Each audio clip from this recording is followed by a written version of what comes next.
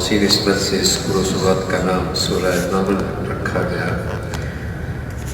اور اس کی آیتیں یہ اللہ کی کتاب کی آیات ہیں، اور اس میں ہدایت کا سامان ہے اہل ایمان کے لیے، اور خوشخبری ہے اہل ایمان کے لیے، اور خصوصاً وہ مسلمان جو نماز کا اہتمام کرتے ہیں، زکوٰۃ دیتے ہیں، آخرت پہ یقین رکھتے ہیں۔ بدن کی زندگی میں سب سے بڑا حکم اللہ کا نماز ہے، اور مال کی زندگی میں سب سے بڑا حکم اللہ کا زکوٰۃ کی ادائیگی ہے، اور انسان کی پوری زندگی پہ اثر انداز ہونے والا جو نظریہ اور عقیدہ ہے وہ آخرت کا احتساب ہے، آخرت کی زندگی ہے۔ جس قدر آدمی کی زندگی میں یقین پختہ اور تر و تازہ ہوگا کہ اللہ کے سامنے پیشی ہے، حاضری ہے، اور زندگی کے ایک ایک پل کی حساب ہے، اور وہاں انصاف ہی انصاف ہے، نہ میری بدی چھپنے والی ہے اور نہ میری نیکی ضائع ہونے والی ہے۔ جس قدر اس کو زندگی کا یقین تر و تازہ ہے، اسی قدر ایک انسان کی زندگی صاف ستھری اور پاکیزہ ہو سکتی ہے۔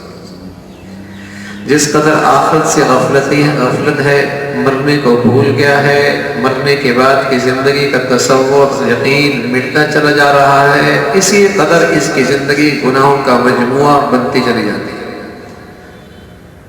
اسی قدر یہ اللہ اس کی نافرمانیوں میں آگے بڑھتا چلا جاتا ہے۔ تو آخرت کا یقین انسانی زندگی کا سب سے مؤثر عقیدہ ہے، جو انسانی زندگی کے اندر انقلاب برپا کر دیتا ہے۔ مرنے کے بعد کی زندگی، مرنے کے بعد کا احتساب، مرنے کے بعد کی ایک لامتناہی زندگی، یہ استحضاء ہے۔ اس لیے قرآن کو 5 حصوں میں تقسیم کریں تو 4 حصوں میں تقسیم کریں تو قرآن کا 1/4 صرف اس عقیدے پر مشتمل ہے، جنت جہنم آخرت کی زندگی، 1/4 صرف اس مضمون پر مشتمل ہے۔ اور ہر پیغمبر نے جب ایک زندگی لائی اور اس زندگی پر آمادہ کرنا چاہا تو اس کی دعوت کا یہ بنیادی موضوع تھا آخرت کی زندگی، آخرت کی زندگی، آخرت کی زندگی، کل کی زندگی۔ اس لیے رسول اللہ صلی اللہ علیہ وسلم فرمایا کرتے تھے اکثروا ذکر هذه اللذات وهي الموت، لذتوں کو چھڑا دینے والی چیز کا تذکرے خوب کیا کرو، اور پھر فرمایا وہ موت ہے، وہ موت۔ لیکن اب تو اس کے تذکرے اچھے نہیں لگتے، اور کئی کرے تو بھی ہے، کوئی اور تذکرہ بھی ہے، لیکن بھی اور بات بھی یاد آتی ہے۔ اللہ کے نبی صلی اللہ علیہ وسلم فرمایا کرتے اکثروا ذکر هذه اللذات وهي الموت، قبرستان جاتے رہا کرو۔ اللہ کے نبی صلی اللہ علیہ وسلم ہر ہفتے تشریف لے جایا کرتے تھے، امت کو بھی سبق دیا جاتے رہا کرو، تم ہو اور قبر ہو، تھوڑی لمحے کے لیے تصور کرو کل دنیا والے مجھے یہی چھوڑ کے جائیں گے، اور رات کے اندھیرے میں قبرستان میں جاتے ڈر لگتا ہے، اور جب دنیا منو من مٹی کے نیچے چھوڑ کر اس گڑھے میں آئے گی تو پھر کیا کیفیت ہوگی، پھر انس کس سے ملے گا، انیس کون ہوگا، ساتھی کون ہوگا ساتھ۔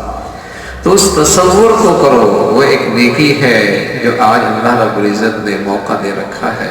تو یہ یقین، یہ استحضاء، یہ خیال جس قدر زندگی میں سامنے ہوگا، زندگی پاکیزہ اور صاف ستھری ہونے لگے گی۔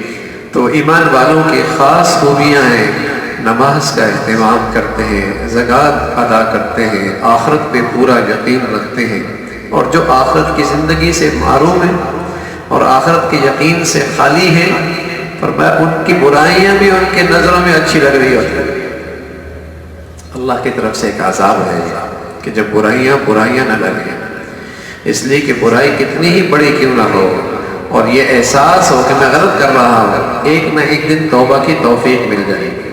اور یہ بڑی جسے کہیں کہ انتہا درجے کی گمراہی ہے کہ جب برائیاں اچھائیاں لگنے لگ جائیں، زینا لہم اعمالہم، کہ اس کی برائیاں اس کے نظروں میں اچھی ہونے لگے ہیں، کہ اللہ کی طرف سے ایک عذاب ہے کہ ان سے اللہ نے ہدایت کی، سمجھ بوجھ کی، ایسی توفیق چھینی ہے کہ برائیاں ہی اسے اچھی لگنے لگی، برے کام ہی اس کے ہاں اچھے ہیں، گندگیاں یہ اس کے ہاں، جسے کہیں کہ اچھائیاں بچ گئی ہیں۔ فرمایا یہ تب ہوتا ہے جب آخرت فراموشی عروج پہ ہوتی ہے اور آخرت کا یقین ختم ہوتا ہے، پھر یہ اپنے جہل میں اور اپنی برائیوں میں حیران پریشان بھٹکتے پھرتے ہیں۔ ان کے لیے موت کے وقت بھی بڑا سخت عذاب ہے۔ اللہ حفاظت فرمائے، اللہ حفاظت فرمائے۔ بعض لوگوں کے لیے مرنا ہی مشکل ہو جاتا ہے، سانس نکلتی نہیں ہے، سانس نکلتی نہیں ہے۔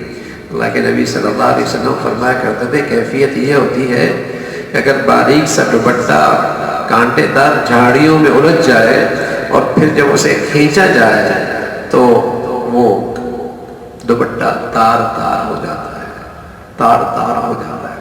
فرمایا اسی طرح جب اس کی روح کھینچ کے نکالی جاتی ہے اس کا جسم ایسی تار تار ہو جاتا ہے۔ اللہ حفاظت فرمائے۔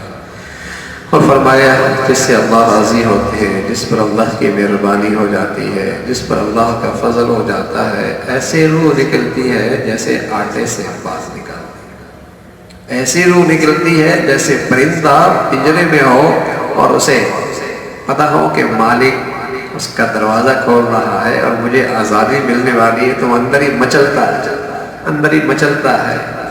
ایسی ایمان والے کی روح اس پنجرے سے یوں نکلتی ہے، لو آزادی ملنے والی ہے، اپنے اللہ کے ہاں حاضری ہونے والی ہے، ایسی اندر یہ مچلتا ہے۔ اور برے اعمال اور بری موت، اللہ حفاظت فرمائے۔ فرمایا ان کے لیے موت کے وقت بھی بڑا سخت ہوتا ہے اور آخرت میں بھی بڑے خسارے میں ہے۔ بھائی اس گھاٹی سے تو سبھی نے گزرنا ہے، موت کا پیالہ بھی سبھی نے پینا ہے، اس گھاٹی سے کوئی نہیں بچنا، ہر آدمی نے اس موت کا پیالہ بچنا ہے، پینا ہے۔ اللہ رب العزت ایمان کے ساتھ یہ گھڑی نصیب فرما دے، اللہ رب العزت اپنی رضا کے ساتھ یہ گھڑی نصیب فرما دے، اس گھڑی میں اللہ اپنی خاص رحمت، اپنی خاص مہربانی عطا فرما دے۔ ہاں زندگی بھر اس کی دعائیں کرتے رہنا چاہیے کہ خاتمہ اچھا ہو۔ پیغمبر دعا کیا کرتے تھے، پیغمبر دعا کیا کرتے تھے، وَتَوَفَّنَا مُسْلِمِينَ وَتَوَفَّنَا مُسْلِمِينَ وَتَوَفَّنَا مُسْلِمِينَ۔ پیغمبر دعا کیا کرتے تھے اے اللہ سلامتی کی موت، اسلام پہ موت، اپنی فرما برداری پہ موت، ایسی موت نصیب فرما، اللہ عمل کی توفیق نصیب فرما۔ اللہم لک الحمد کلہ ولک الشکر کلہ، اللہم لک الحمد کلہ ولک الشکر کلہ۔